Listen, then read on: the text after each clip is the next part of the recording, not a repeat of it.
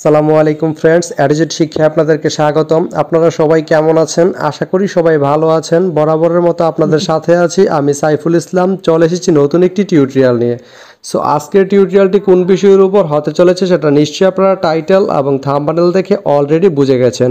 তো আমি কথা বাড়াবো না, চলে যাব মেইন টিউটোরিয়ালে। আর মেইন টিউটোরিয়ালে যাওয়ার আগে একটা কথা বলে নিতে চাই, আপনি যদি আমার চ্যানেলে নতুন হয়ে থাকেন তাহলে অবশ্যই আমার চ্যানেলটি সাবস্ক্রাইব করে নোটিফিকেশন বেলটি অন করে দিবেন। আর যারা অলরেডি সাবস্ক্রাইব করে রেখেছেন তাদেরকে অনেক অনেক ধন্যবাদ। যারা আমার এই ভিডিওটি ফেসবুক থেকে দেখছেন তারা আমার পেজটি ফলো করে সাথেই থাকবেন। তো চলুন চলে যাই মেইন টিউটোরিয়ালে।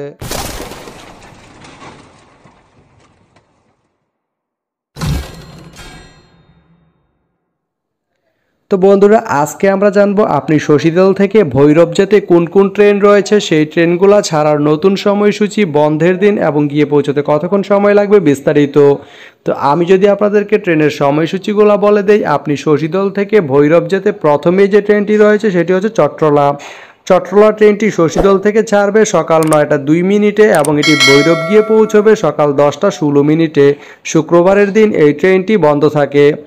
এরপরে রয়েছে কর্ণফুলী। কর্ণফুলী ট্রেনটি শশীদল থেকে ছাড়বে দুপুর 12টা 29 মিনিটে এবং এটি ভৈরব গিয়ে পৌঁছবে দুপুর 3টা 33 মিনিটে।